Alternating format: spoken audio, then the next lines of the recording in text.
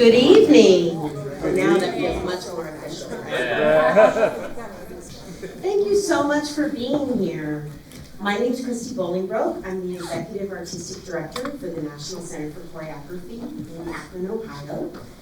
By show of hands, how many of you, this is your first NCCAkron event? Welcome. Okay, since we're new, since this might be a first date, I'm going to tell you a little bit more about us. NCCAkron is celebrating its 10th year this year. That's right. You understand dance flavor, all right? And many people might ask me, well, what does the National Center for Choreography do? Our official mission statement as a nonprofit organization is to foster research and development opportunities for new work in dance, to strengthen the national ecosystem for dance and arts, and then to also advocate for the creative process and dance as essential parts of culture in this country. Just that. It's needed. And so I'm really proud to be able to say that in 10 years, we have invested $3 million and supported almost 900 artists to perform research and development in dance. How do you know you're getting somewhere, right? Now, some of you may be going, well, what does research and development in dance look like?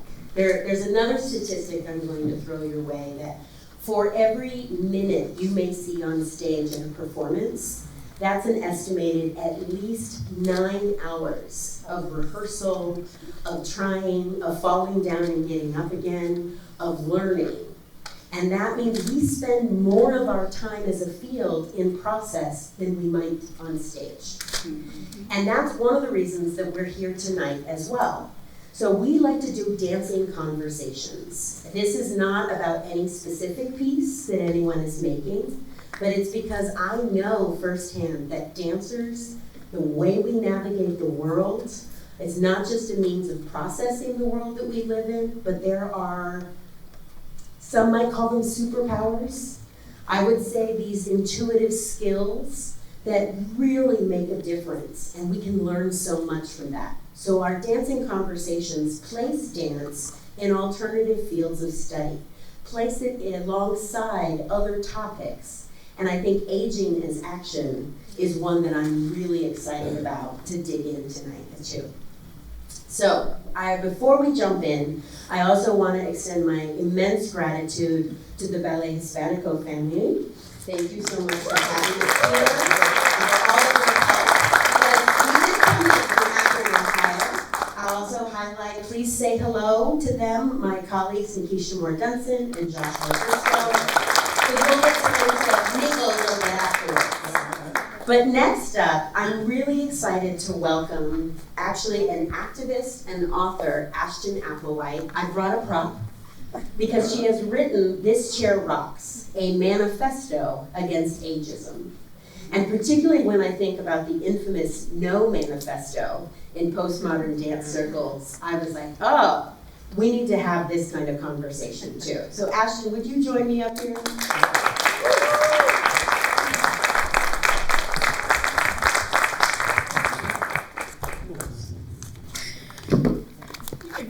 I'm not a trained performer. That's the hardest choreography of the night, I swear. Hi, everyone. And I love that when I reached out, you said, I don't have to dance, do I? I got no moves. The first time that I got to hear Ashton talk about her research was actually at a creative aging symposium in Akron, Ohio, that our museum had organized. And it was so inspiring to not only hear your research, and we're going to talk about that a little bit tonight, but also to have it named that, oh, so-and-so, it might be, chronologically 75 years old, and they just had an exhibit at the museum, or they're painting, or they're writing, or they're crocheting. And They then, didn't even say still painting. no, I've learned, that's the power of language. But what Nikisha and I reflected is that no one wanted to say the word dance. They would say, and other expressions of creativity through movement. And we were like, that's dance! And so I wanted to start with, why do you think people are afraid to say dance? Well, I know I'm afraid because I think it implies skill and coordination and sort of more refined movement, when of course it doesn't have to do that. I know that in the next breath. My wonky guess is that it's conflated with ableism, stigma and the prejudice around how our minds and bodies work. A lot of what we think of as ageism is actually apprehension about that. And of course, you can be born with a disability. You can become, impaired and get better. Mm-hmm. We now know all about that. But I think maybe it's just sort of a double cooties, is my scientific term, around like age, ick, and then disability and age. That's like a double barrier, and people don't want to make, it's scary.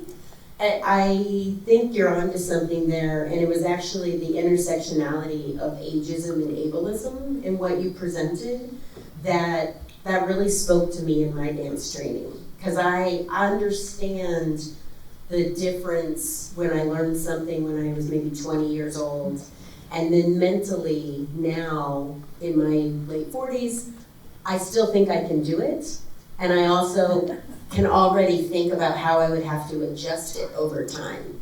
Right. That's what I think that dance teaches us, to make these adaptations, but without saying that this is an anti-ageist approach. Right. Well, we age well by adapting. Not by pretending we're never going to get old, but by and we do, for the most part, if we're lucky and stubborn, continue to do the things we've always liked to do. Just we can't do them often in the same way we did when we were younger. But often we do them. We certainly do them differently, and often we do them, better, more richly, or more interestingly. Mm-hmm. Mm-hmm. Well, we definitely understand that practice makes progress in dance, and I think that's another synonym for adaptation. But let's also talk. And I like that you bust up the binary, like nothing's perfect. And perfect things don't exist and they're boring, right? Right. But I'm also curious if you could unpack sort of in a speed round some of the other language that we learn or hear outside of the studio, just in the world, that may also be holding us back. Around aging. Let's start with the scary word old, which people are so scared of, which is absurd, but it's a perfectly good word. But what we are barraged with messages from childhood on that being old is going to be terrible, you are going to lose value, invisible, incompetent, all the things. And unless we stop to challenge those beliefs, like any other kind, they become part of our identity unconsciously. Most bias is unconscious. So people, my friends are like, happy birthday, was that okay? It's fine to reference age. We get in trouble when we attach a value to it, positive or negative, right? Sometimes like a stereotype can be benign. Those wise old people. Some old people are wise. Some old people haven't learned much along the way, it seems to me. So think about how you use the words old and young. I don't feel old.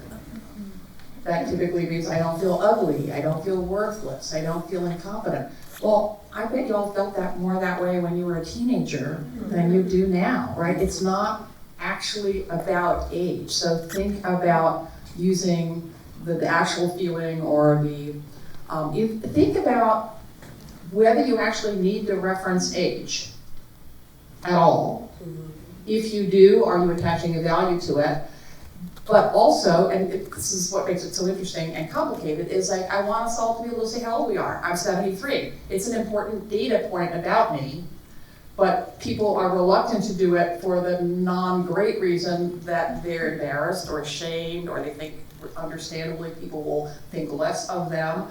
But we also want to put it out there and challenge the fixed notions that are attached to that age. That's kind of a rambling answer. Do you want more like bad words you shouldn't say? No. Well, we can get to those too, but there were so many people writing things down as well, and I think that some of what you talked about too. And I don't say should, I really don't. I got really good advice writing the book, don't use the word should. We each got to navigate this stuff in our own way, and it's complicated. You don't want to say how old you are, it's your business.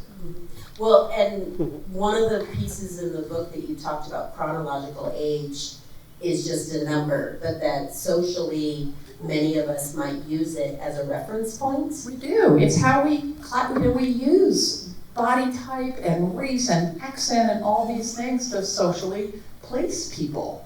And we're always going to do that. The tricky part is, of course, to think about what kinds of associations or assumptions you're making on the basis of those characteristics and try not to attach a value to them, right? It is that, and I think it's something that dance is still working on. We understand the politics of the body. Anyone who's gone out for an audition, and contrary to maybe in the classical music world, where they will go to great lengths to hiding who you're hearing.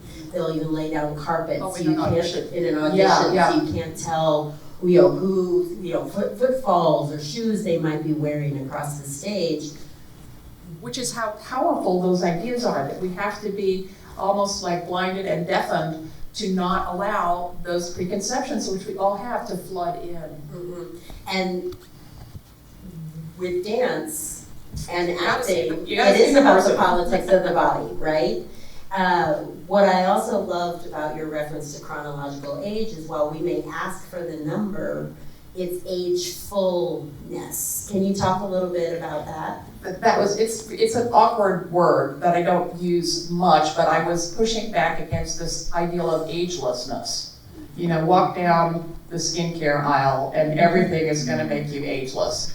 And we know, I mean, even people who are deeply apprehensive about growing older, and there are loads of reasons to be apprehensive, especially in a cruel capitalist society that provides no social supports. Don't get me started on that, which I understand, but no one actually wants to go back to their youth, right? And when I pose the question to people, because we know that our years are what make us us, right? We know that we are the sum of all our experiences.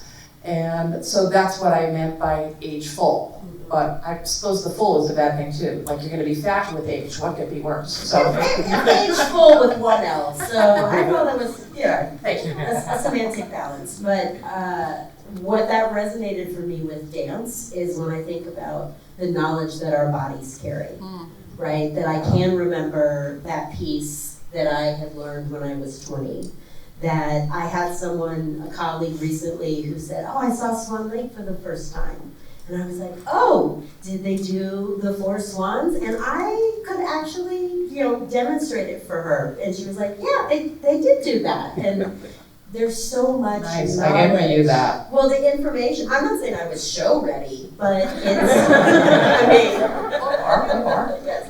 But that it's in the body. I think about getting to see, there was a performance entity, Paradigm, with Carmen de Lavalade and Gus Solomons Jr. and Dudley Williams, and the cumulative knowledge and experience that they all had. When I got to see them perform, you felt it, to your point about doing things better as you age, when it was not about how high you could kick your leg or how many turns you could do, but I felt that I was witnessing all their accumulated history. Yeah, it may or may not be better, but it's different, and if we have learned from our experience, it is richer in a way that is not available to someone who has simply less experience. And that is why I wanted Ashton to kick off tonight's conversation, because I think for especially my dance friends in the room to be reminded of all this experience that we have and how we could also own that and show up with it. Please give a round of applause for Ashton.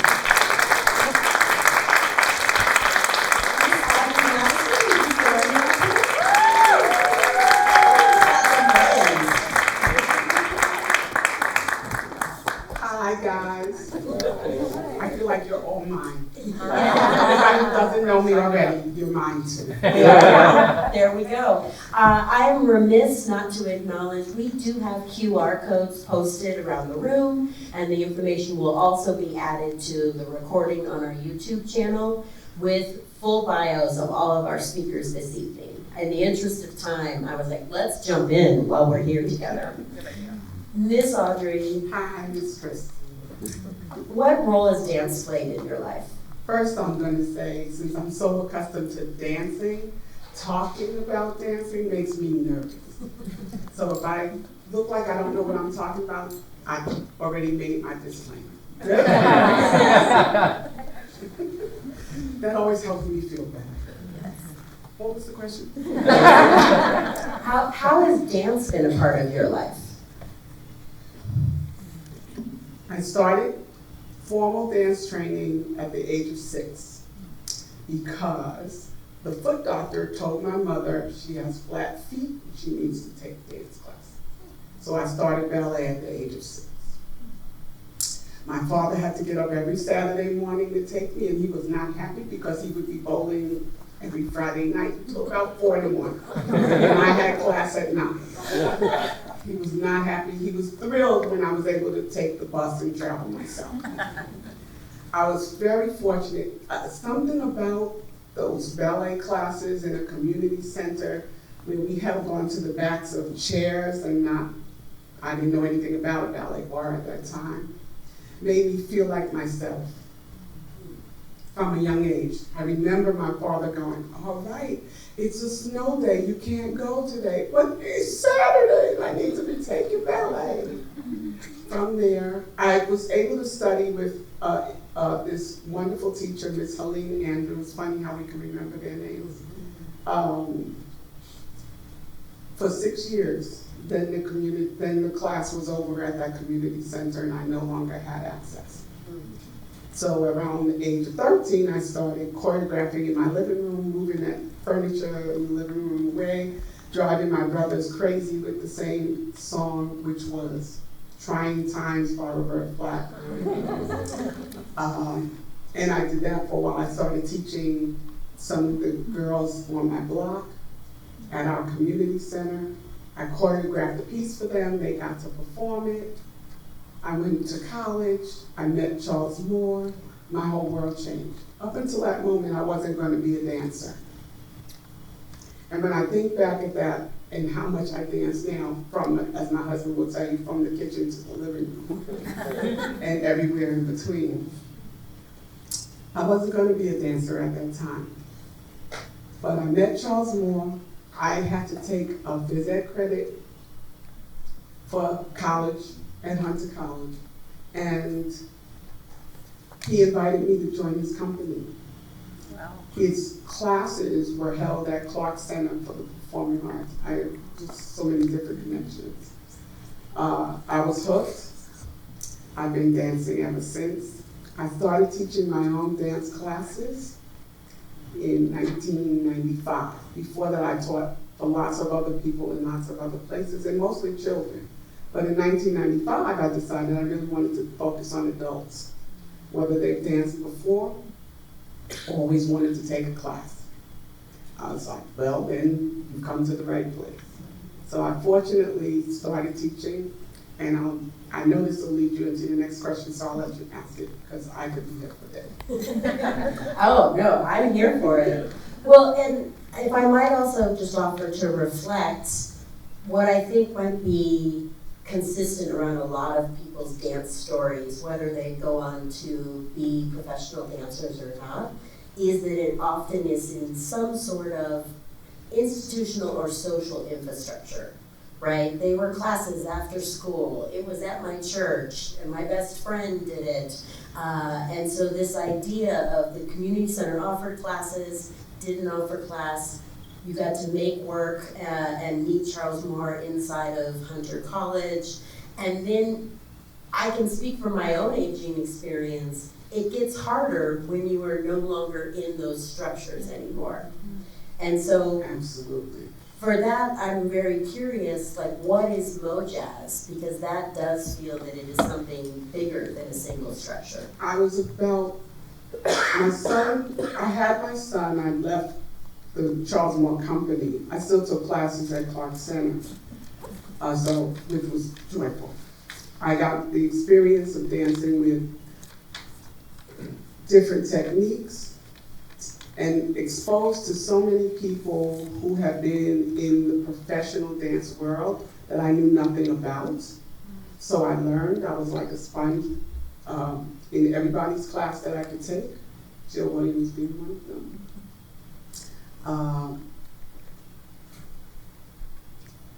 I had my son, I stopped dancing fully, but I wanted to keep moving. My son was about 9 when I started teaching my own class. And again, deliberately and intentionally saying, this is the group I'd want to work with. Novice dancers, everybody else had many wonderful places to go. Where does the novice dancer go? And I wanted to be that space. Especially if you aren't 6 years old. I was 38 when I started my own classes.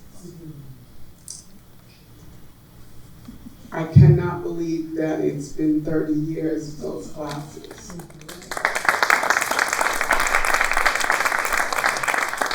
Thank you for that. Some of my dancers are here, they know how much they mean to me. But just giving myself the opportunity to continue to dance past the 30s dancers, you know what I'm talking about. Giving other people an opportunity to dance with me. We created our own space. My intention was for that space to be warm and nurturing and welcoming to everyone. And it crosses over what Ashton was mentioning into ableism.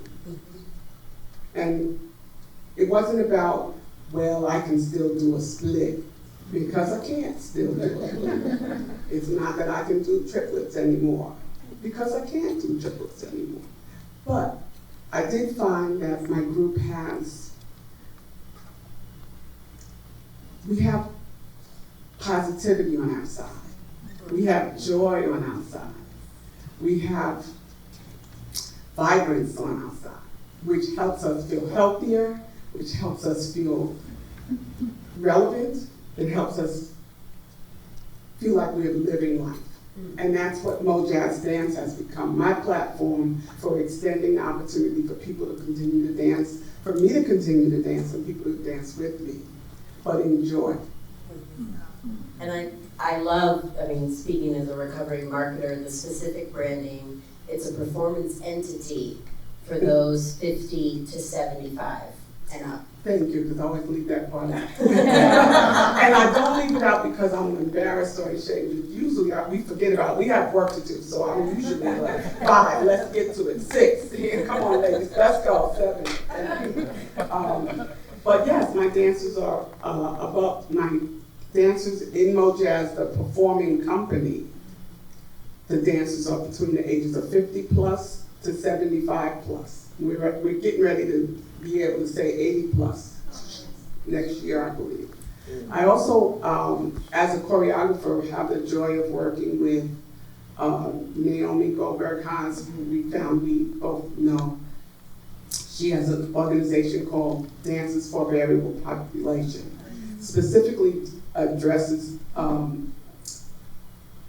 teaching, choreographing, and performing for older adults in senior centers around New York City. And I have a group of young people who are 70, 80, 90 in Queensbridge, Long Island City, who I work with as well. That's the other extension, the other branch of what MoJazz Dance is. My opportunity to create space for those who wanted to dance, or always used to dance, or always wanted to learn. Last question, because we heard a little bit about the stigma, and it sounds like because of your work with Naomi, and you have found your people to celebrate and practice joy. I love that as an idea together too. More love, more joy, more jazz. That's what we Okay. Yes. How do you make that first invitation if you do have a novice who maybe isn't even ready to walk through the door yet, but you know, I'm sure you meet people. Like, how do you make that first invitation so help them get past that stigma so they know they're included? Once you get to me, I've got you. I cannot come pick you up from your house, but if you can get yourself to where I'm teaching, I've got you. So my adults that I work with out in Queensbridge, some of them are a little less mobile, so they sit and I choreograph. They still have to know their right from their left. They still have to be able to count. That is taught, that is deliberate, it is practiced, it is rehearsed, but they're not off to the side with everybody else dancing in the middle of the floor. They're weaved into the choreography, so we're cohesive. That community. That should be on my next t-shirt. Could somebody write that? And I would also say the same is true for the students who come into my class. I don't expect that you'll be able to do everything that I've given you today, but if you learn one step today, Ashton and I have done it. You learn one step today, then the next week you add on. That you just keep going, that you just keep dancing, just keep dancing, just keep dancing. Yes, yes. Miss Audrey Madison.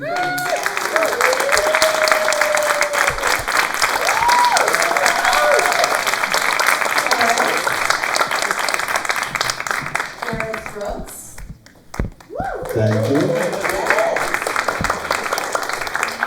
I'm reflecting on what Audrey was telling us, and also Ashton talking about adaptation and thinking about how we learn dance over time too. And maybe we need to reframe learning as adaptation. That adaptation isn't making up for something that's less than. This is what's sort of resonating in my head, and you are a lifelong learner. I mean, when we talked, you were like, oh, I'm getting this other certification and this other certification. It was hard to figure out where to begin. So let us first talk about from a place of curiosity. You have danced and lived in many places across the country. 48 of 50 states, and I visited all but one. Yes, so what have you learned along the way? What is the same? What is different? Location matters. I think the states that are above, let's say the Mason-Dixon line, they get real winters. They're really rich in cultural spaces. And those that are lower, where the temptation is to go, and I don't know if you can tell, I've been at the beach for 10 days in Florida. They're not as rich. There's that temptation to go outside and do other things. And I think that affects the whole mindset of the people that are there. When I think about the people who moved into Minnesota and whatnot, they're coming from cultures in Europe where every town had an opera. And everyone participated at all levels of the arts, regardless. It wasn't about training. So location, I think, really does matter. There's something, even in hearing how you reflect on that, because I think that sometimes one of dance's greatest things, opportunities and challenges, is that it can be so many different things. Right? Dance could be a beautiful ballet performance. Dance could be a durational still performance. It's one of the scariest invitations that you can make to your friends sometimes. Come to my dance show. My God. Yes. I mean, people will go see a bad movie and go back again, but they go to one bad modern dance, that's it. No, they pull their teeth out. They're like, that's it. Yes. So you have worked with over 130 choreographers. You keep saying more dance, yes and. What keeps you curious? What do you look for in a choreographer, and different projects that you choose to say yes to? That number is very conservative because I've danced with at least 100 companies. We need to update your bio. No, we do. And the thing just keeps adding on. And most of those were repertory companies, so they were 5 to 13 choreographers, so it's a great deal more. For me, the work, I have to be completely inundated with new information. And I don't want the same experience each time. So finding dance, and especially a repertory dance company, or getting into and meeting different choreographers, just absolutely excites my mind and my being. I keep wanting to test myself, challenge myself. What is the world of that ballet? What is that choreographer thinking? What kind of character is that? And where am I alike? And where am I really different? And those kinds of things are what really challenges me. And it's just having new experiences. Getting my certification now in the dance for Parkinson's is fabulous. It's a whole different student body. I taught for 3 decades, middle school first and then college. These are people who have to be there. They know that the movement is keeping them alive and they need purpose. And it makes a difference when you've got somebody who's really captivated. And I had that at the middle school. I should say that, It's like, why would you be a middle school teacher? I was at a magnet middle school, and they were a captive audience already. It sounds like whether you're working with the Dance for Parkinson's students or with the middle school students, that teaching has also been a part of your practice, that it gives you a lot of information. I did also get to speak to one of your recent choreographers that you've worked with, Pioneer Winter, and I asked him what question I should ask you. I can't wait to hear. What did he say?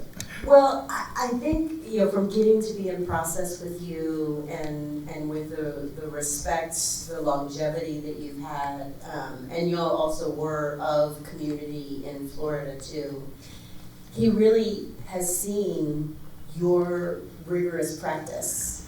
And his question was, like, is there anything that you feel that you had to let go of or set aside in order to maintain this practice?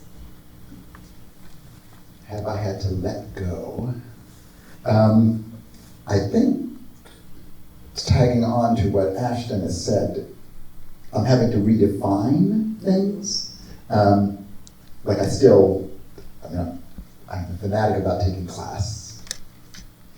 I'm also fanatic about the first thing I do when the eyes open is my foot and ankle exercises. Then I step out, and then I lay down I have an industrial-sized yoga mat that is the bedroom carpet. And then I do a whole series because I live on a 5.5 flight walk up. And that's 3 more flights from the subway to the street, so that's 8.5. And for me, that first day walking down the stairs, it's like landing from Petit Allegro, small jumps, every single step. So in the building, that's 96 stairs of Petit Allegro. So I have to make sure that the ankles, the legs, the torso is ready to do those little jumps going down the stairs.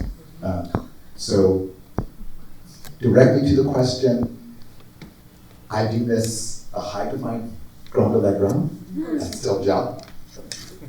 There's a photo of me with Pi in our piece that we're premiering at the American Dance Festival this fall, and I'm in a splendid ship today. All right. Yes. And, but I can still turn. So there are things that, the technical things, they're changing. I think it was very telling. This is a choreographer that is younger than you and I think also the ageist conditioning that we receive, it comes from a place of deficit. Like, oh, you must have given up so much to be able to do this. But what I heard in your answer was how all of your dance training, the understanding to warm up, the discipline that comes with repetition is what is continuing to serve you. That's what we mean by aging as action. Exactly. And aging gracefully, yes, exactly. I mean, you were graceful at any age. Oh, thank you. That is so true. Yeah. I should say that this is so true because I did not start dance training until I was 20, so I was an adult. in college when I began. And people have always said, oh, they always thought I was my mother's oldest daughter, because I flipped gender, and they would say, well, your daughter is so elegant. And it's like, well, that's my son, and yes, that's so, yeah. The politics of the body. Yeah. Yes, exactly. Clarence Brooks, friends.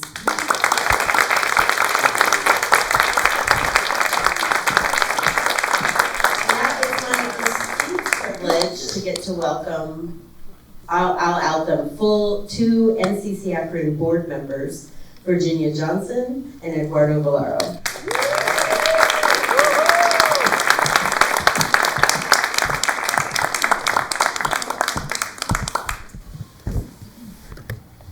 We'll rehearse that crossover on the stage next time. With all that you've been hearing so far, anything that's resonating, anything you want to lift up or respond to? Well, you know, the thing that is hitting me in the face so hard is, you know, dance is this incredibly vital part of a person's being. And that once you've had it, and once you've been in it at some point, it is always there. We have this way of looking at it from the outside and thinking about, oh, well, that person is losing or is not able to, or blah, blah, blah. But inside that person is dancing. The dance is still very much part of who they are. That doesn't go away. And so, you know, I guess our big problem right now is to have the world see us as we are inside, through our movement, through our joy of being. That's the really important part.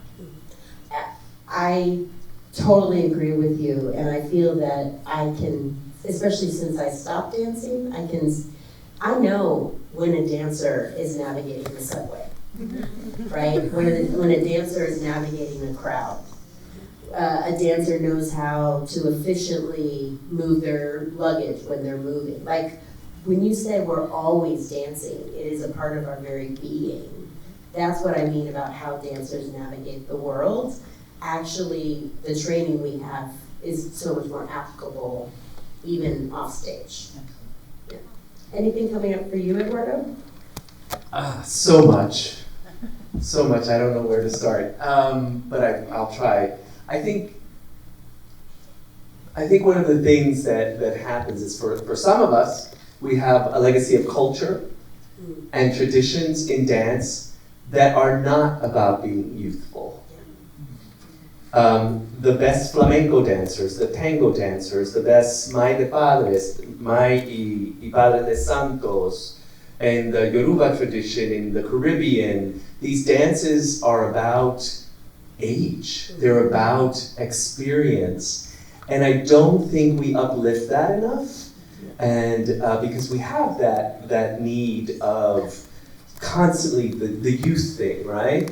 Because that's what we're trained. And so I think that it's another conversation, the whole folk dance against modern contemporary dance thing. Even though that's shifted a little bit, and we have a lot of people doing a fusion of that, but I don't think what's come through is that need. I mean, I remember dancing with wonderful people in flamenco classes, and I could never do what they did at their age, right now at my age.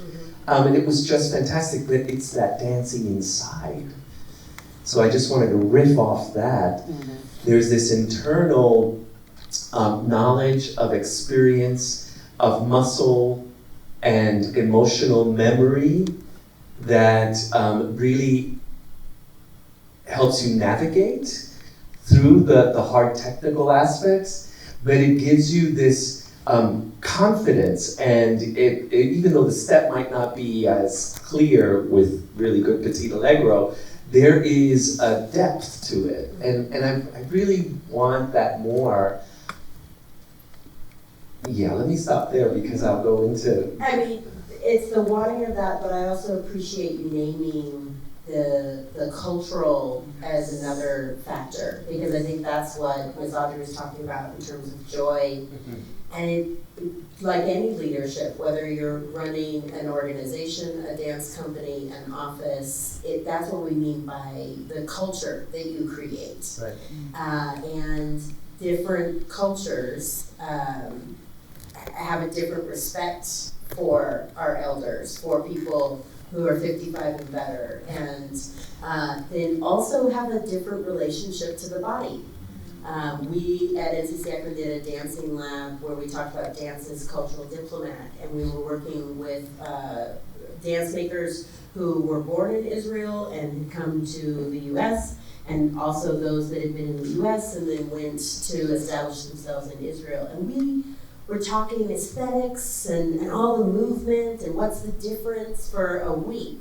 And then it finally hit, they said, you know, we don't have any mirrors in Israel.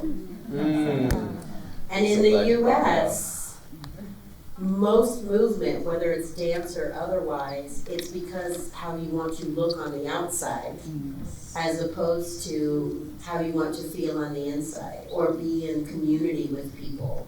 And wind dance is more central to culture as well. So did you want to say something else about that? Yeah, the mirror thing is I mean, all of us here who dance, the both attraction and horror.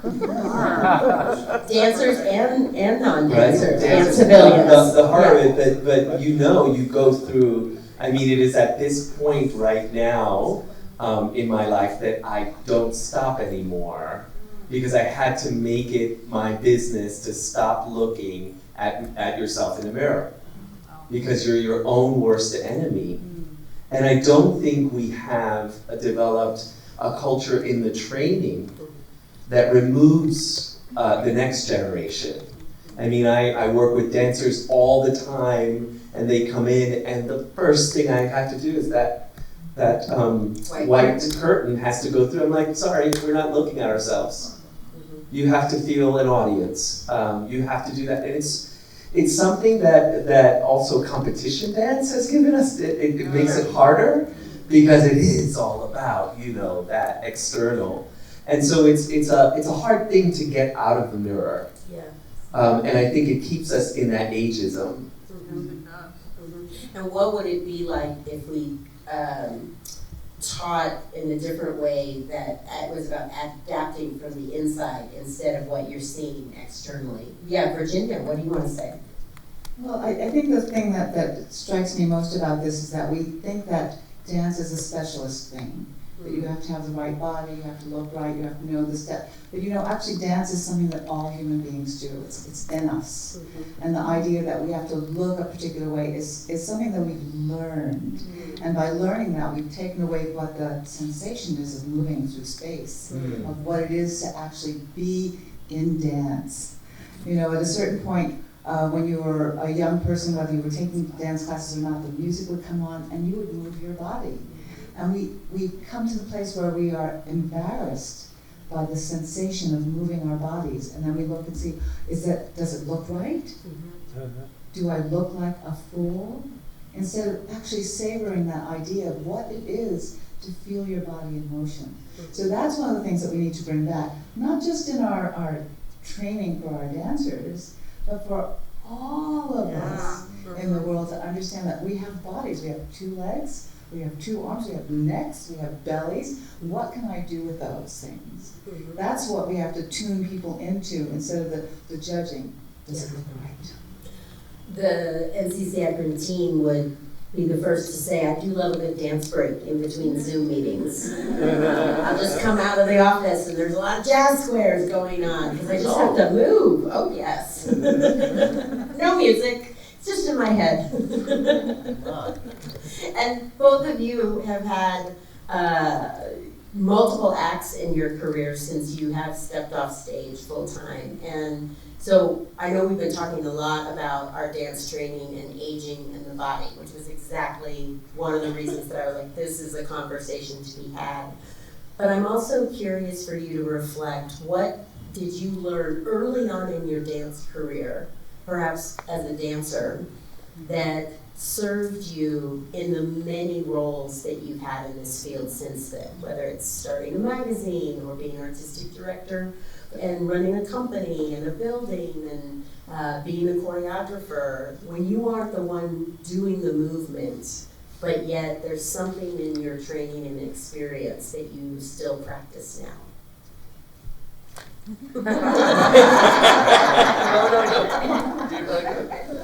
Do you need time? No, I think it's okay. I mean, it's very basic. You have to do the work.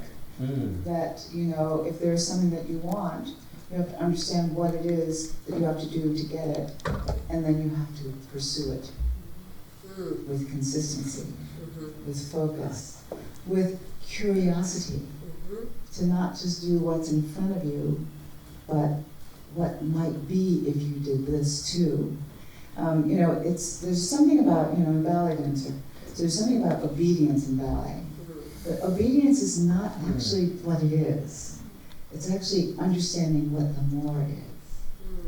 When somebody says you need to do that, that's the first level.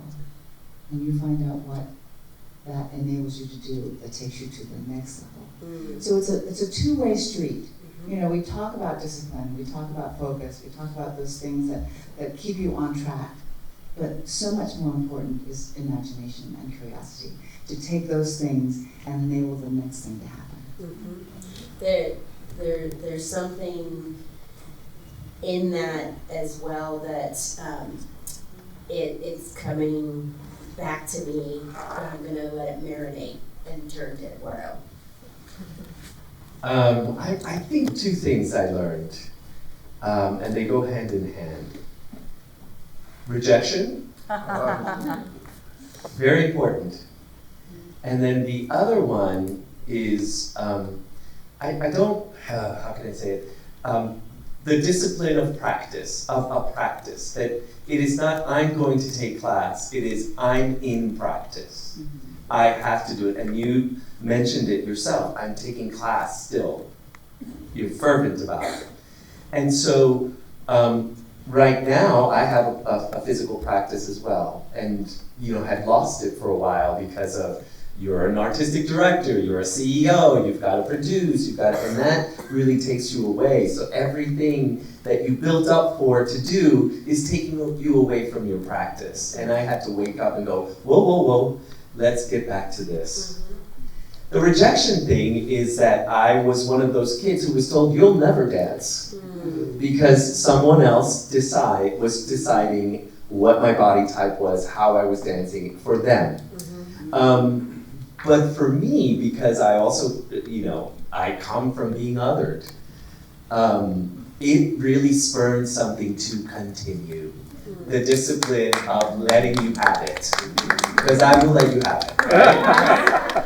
I will do more, I will do better, and I will make sure that I succeed. So while some people, that rejection in dance is very difficult, for me it was like, okay, how are we going to show up today?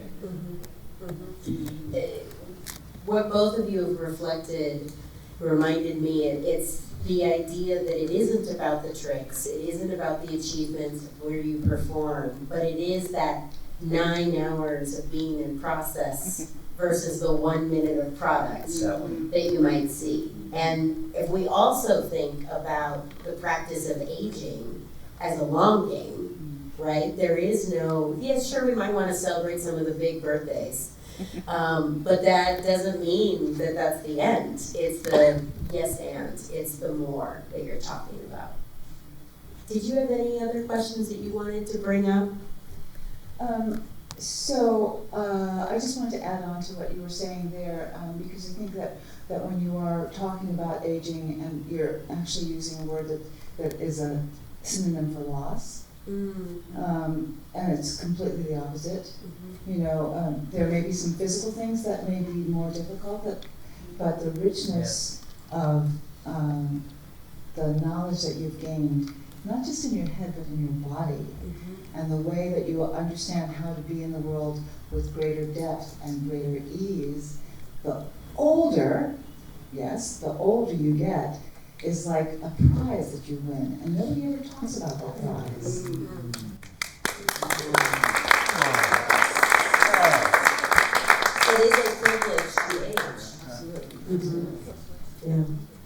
So, question, how do you think you will move this forward? NCC Akron is doing all this. It would be really interesting to how you're seeing, because you put this together.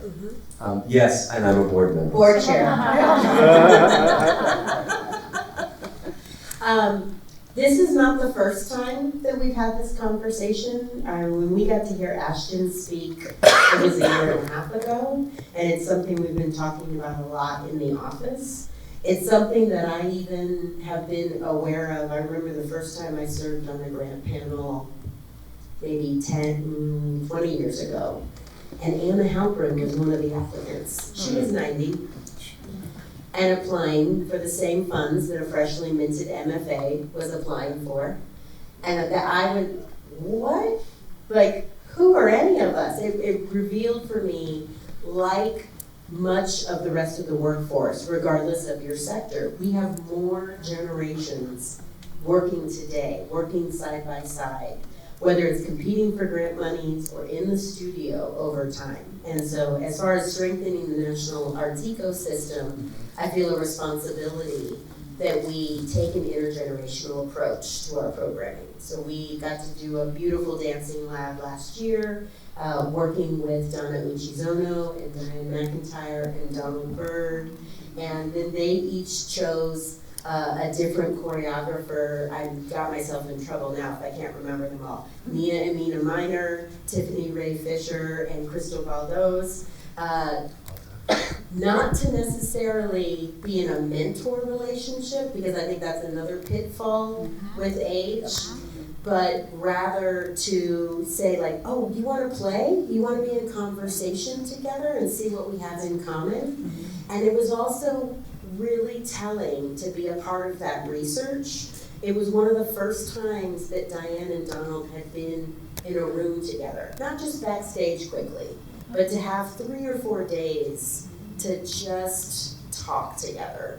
And so taking the time to go slow, to be a convener as we are, to make sure that more of these conversations happen. And NCC Akron gets to be so fortunate and learn from the conversations alongside the artists. Beautiful. And that's why we serve. Yes, it's why we're here. We also get to play and explore.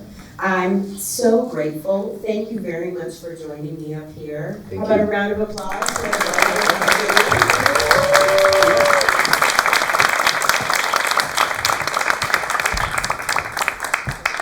I'm really grateful to meet all of you. Before we sign off, I would like to invite Joshua Bristow, my colleague. Don't look surprised, that's in the show flow. And every single one of the speakers has friends here tonight, so you have friends too. It's all family in the room. But can we get another round of applause for all the speakers tonight?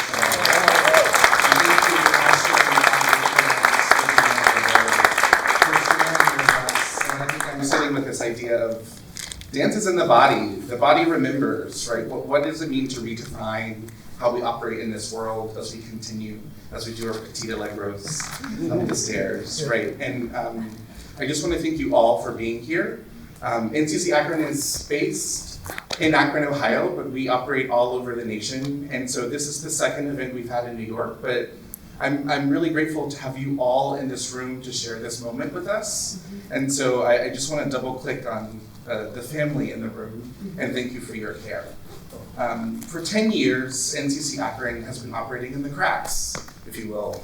We like to say that we're an interstate system for the dance ecosystem. What does it mean to explore the innards, the in-betweens, and not just in show mode? And so I'm grateful to be working with Christy and Nikisha and the team to hold conversations like this and operate in the future. I'm over here to stage left. If you want to take some NCC Akron with you, we've got 2 books that we published. One is called Shifting Cultural Power, and the other is called Artists on Creative Administration, Exploring Administrative Relationships to Artistic Practice. And also, if you want to follow along on our journey, come find me. I can talk you through how to sign up for our mailing list, or if you want to make a gift of $5 or $50 today.